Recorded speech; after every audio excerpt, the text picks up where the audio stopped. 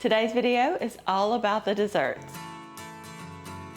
You can make these for yourself or you can make them to share with your friends and family. Either way, everyone's gonna love them. Hey y'all, I'm Valerie and welcome to my kitchen.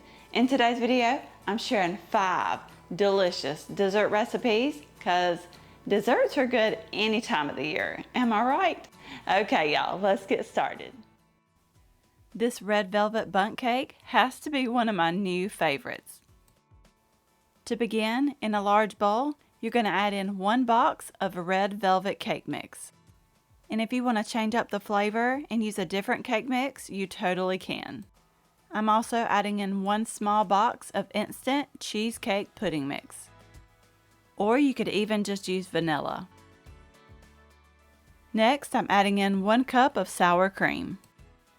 And I promise this is not going to make your cake taste like sour cream. It'll just add a lot of moisture to it. Now you're going to add in 3/4 cup of oil, and I'm just using vegetable oil. You're going to add 1/2 cup of milk and 4 eggs. Now I'm using my electric mixer, and I'm just going to mix this until it's well combined. Okay, I wanted to add a little something extra to this. So if you wanted, you could use chocolate chips or semi-sweet chocolate chips, but I wanted to use these cream cheese chips. I thought they would go perfect in here. But before I added those in, I tossed them in a little bit of flour. That's supposed to help them not to sink to the bottom. So y'all will have to let me know, have y'all heard this before? And I'm just gently folding those in until they're most of the way combined. By the way, if you're enjoying this video so far, I would really appreciate it if you would give me a thumbs up. It really does help out my channel. I'm using my bundt pan for this. I've already greased it with a little Crisco, and I'm using my absolute favorite nonstick spray, the Baker's Joy. I, for real, will not make a bundt cake without it, or a pound cake or anything like that. I can't take any chances of it sticking. After I got it in there, I'm just using my spatula to kind of even everything out.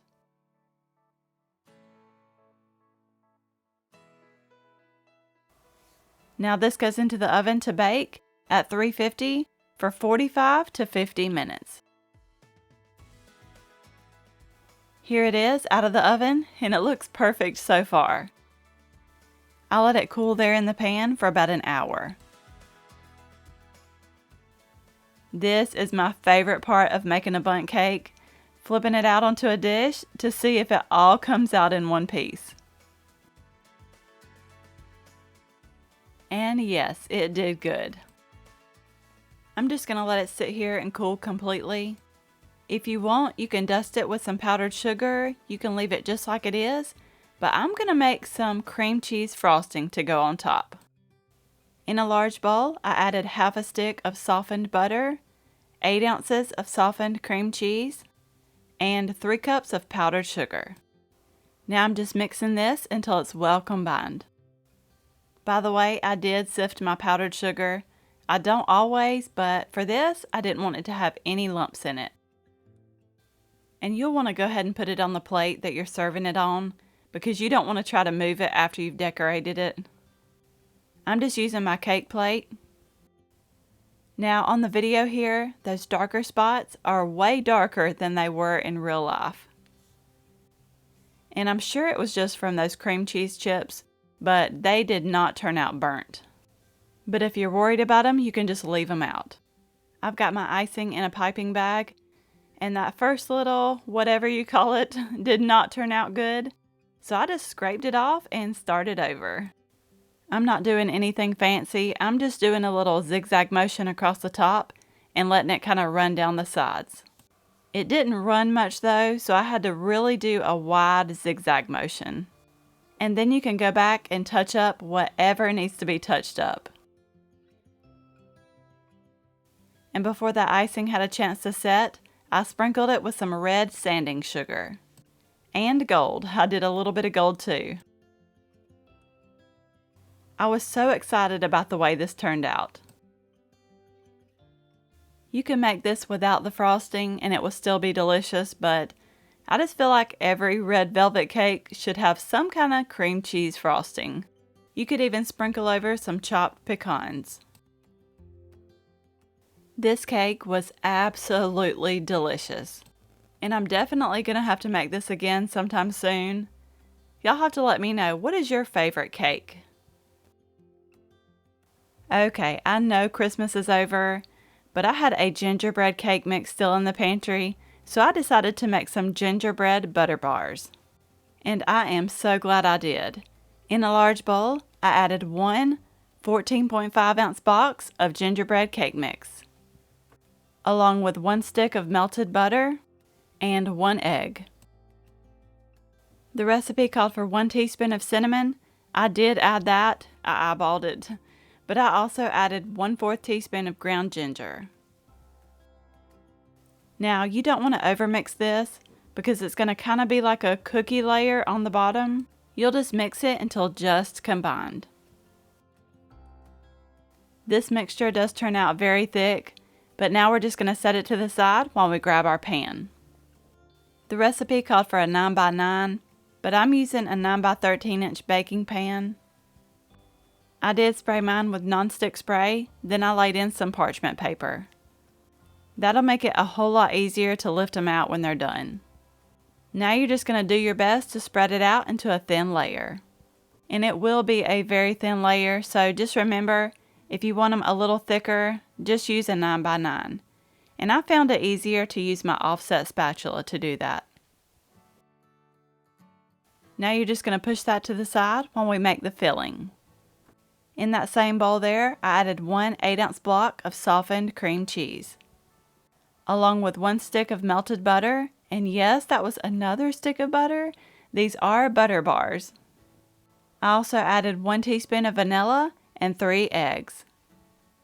Now you're just going to mix this until it's very well combined. And you do want to make sure your cream cheese is completely softened. That'll help you get this mixture smooth and creamy. Now you're going to add in 2 cups of powdered sugar. And I added that a little at a time, that way I didn't make a huge mess.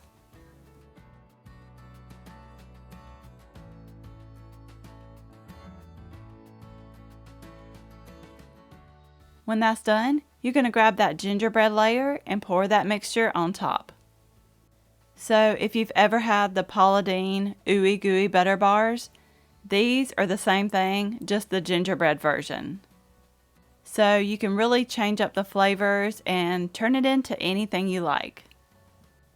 And you do want to spread this out into an even layer and make sure you get it spread out all the way to the edges. Now this goes into the oven to bake at 350 for 40 to 45 minutes. I did use a bigger pan, so mine only took 35 minutes. So just check them. The top will start to get golden brown. I just don't recommend overcooking these. These turned out so good. I'll definitely be making them again. The flavor was amazing. It wasn't too strong, but it was still there. It was just right. I really wanted to share with you how I make a chocolate pie. This recipe makes 2, so just keep that in mind. If you only want to make 1, you'll just have filling left over. In a large saucepan, I added 2 cups of granulated sugar, along with 3 tablespoons of cornstarch and 3 heaping tablespoons of Hershey's cocoa powder. So it ends up being about 4 tablespoons worth. Now I'm just giving this a quick whisk to kind of break up that cornstarch and cocoa powder. Next, I'm adding in 1 can of sweetened condensed milk. Now you're going to add in 1 can of evaporated milk. And this is different than just regular milk, so make sure you use evaporated milk. I also add 3 egg yolks, just the yellow part. And if you want, you can save the whites to make meringue on top, but my husband doesn't care for that, so I don't make it. You'll want to whisk this constantly and cook it over about medium heat. You can bring it to a gentle simmer, but you'll just want to cook it until it's thickened. It's just very important to whisk constantly. You don't want it sticking to the bottom and burning. And when that mixture has thickened, we're going to add in a few more things. I did go ahead and turn the heat off, and I'm adding 4 tablespoons of butter and 2 ounces of finely chopped unsweetened baker's chocolate. I also added 1 teaspoon of vanilla. Now you're just going to continue to whisk this until that butter and that chocolate is completely melted and very well combined. And when you feel like it's all mixed together and all melted and well combined, you can go ahead and remove it from the heat, and we're going to head over to the counter with it. I'm using 2 of the refrigerated pie crusts. They're the kind you roll out and put in your own dish. So if you buy the frozen ones, you'll want to make sure they're shallow or the regular ones instead of the deep dish. And y'all, I am not the best at the pie crust, but the pie crust does not even matter here. It's that filling that is amazing.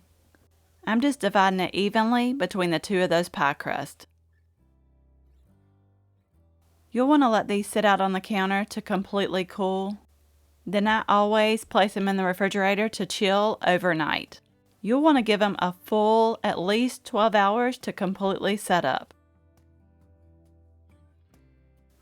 You can see right here just how good this pie sets up. You want to make sure though when you're cooking it, you do want to cook it long enough, and you want to make sure that mixture really starts to thicken. Or else you just may be eating it with a spoon. But I wouldn't complain either way. It's delicious. This is one that my daddy has made since I was a little girl. We just call it Mandarin orange dessert. I'm starting out with a large bowl. I'm adding half of a 12-ounce container of frozen orange juice. It's frozen orange juice concentrate, and I find it in the frozen food department beside like the berries and stuff. You do want it to be thawed, and you can tell mine is not thawed, so I was trying to measure out half of this. It wasn't as easy with that big chunk of frozen orange juice in there.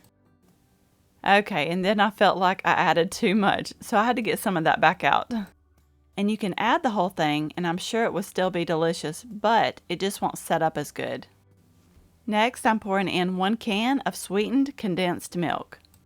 I'm going to have to try this and just add that whole thing of orange juice in just to see what it does, because I'm curious. Now I'm going to mix all this together until it's well combined.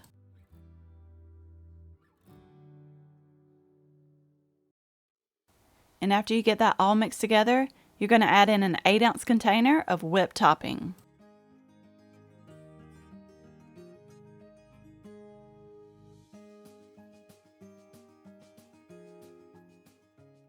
Now gently fold this together until just combined.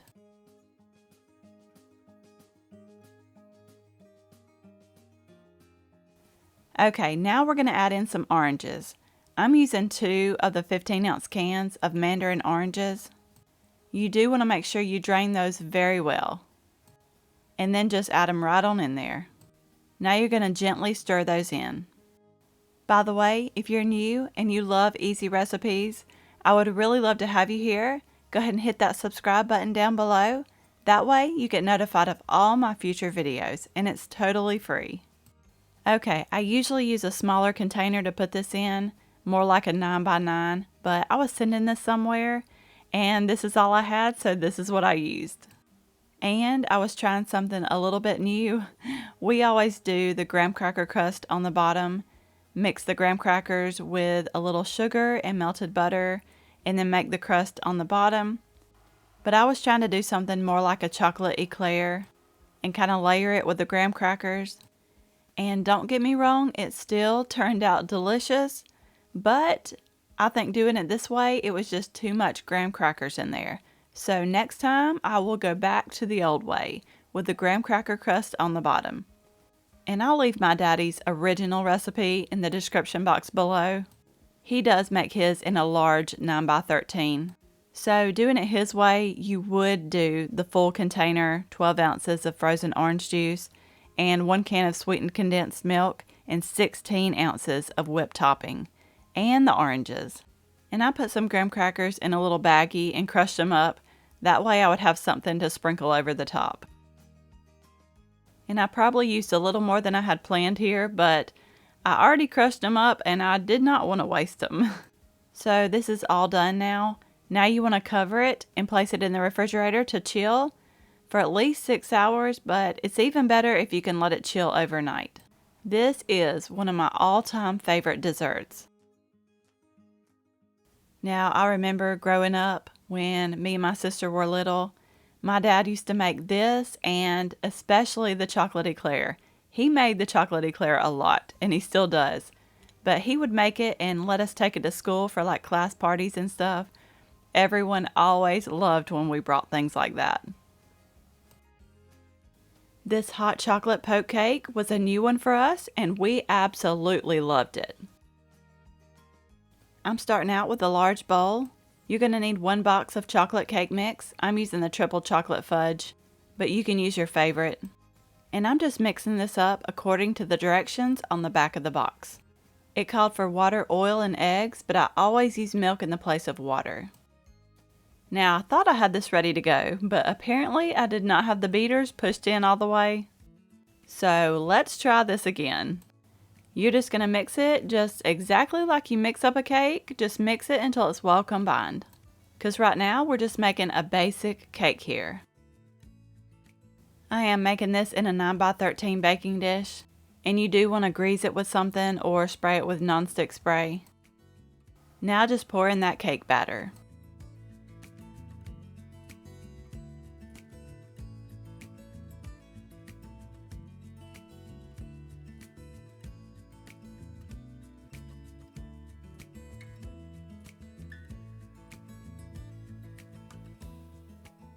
You're going to bake this at 350 for 25 to 30 minutes, or until a toothpick inserted comes out clean. And here it is out of the oven, and you do not have to let it cool. We can go ahead to the next step. You can use the end of a wooden spoon, or like me, I'm using my mixer attachments. You just want to cover that cake with holes. Poke holes all in the top of that cake. Now we're going to push that to the side, and we're going to make up something to pour over the top. You'll just need a medium-sized bowl here. I'm adding in a 7-ounce container of marshmallow fluff, and somebody has already gotten into this, so I am using what I have here. And this stuff is very, very sticky. I'm going to thin this out so it's pourable. I'm adding 2 tablespoons of water to that, and then I microwaved it in 20-second intervals until it was completely well combined and melted. And be careful with that cake, mine was still very hot here. You're just going to pour that marshmallow fluff all over the top. And the goal is to get it to run down all into those holes. That way you have marshmallow fluff inside the cake there. I've got a 12.8 ounce jar of Hershey's hot fudge sauce here. I did microwave that for a few seconds. Just follow the directions on the back of the jar. And you're just going to pour it right on top of that marshmallow fluff.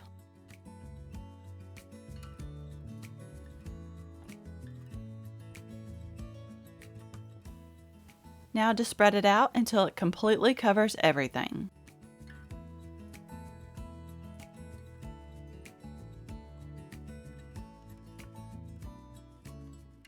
Now this goes into the refrigerator to chill until it's completely cooled. I'd say about 4 to 6 hours. But if you can do it overnight, that'll be fine too. Now right before you're ready to serve it, we're going to make up a topping for it. I'm using 2 envelopes of this hot chocolate mix. You can use the kind with or without the marshmallows.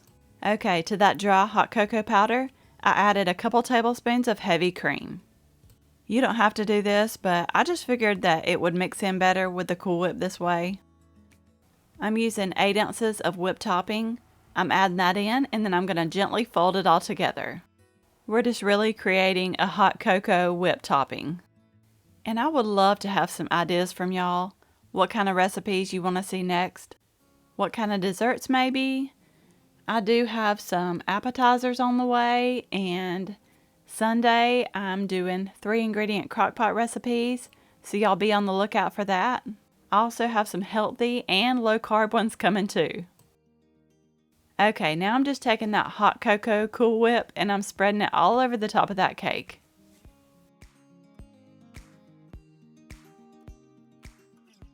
Now I'm covering it with about 2 to 3 cups of mini marshmallows, and you can just use as many mini marshmallows as your heart desires here. And I still had just a tiny bit of hot fudge in that jar. I did microwave it for just a couple seconds, and now I'm just using that to add on top. I just wanted to do a little drizzle.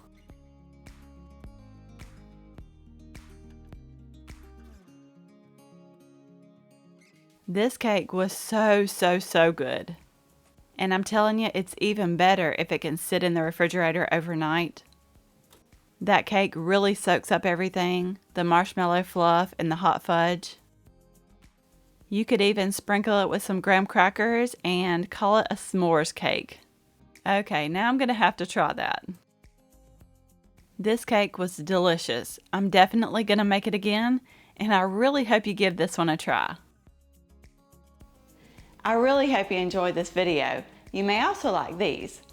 Don't forget to subscribe down below for more easy recipes, and I will see you in the next one.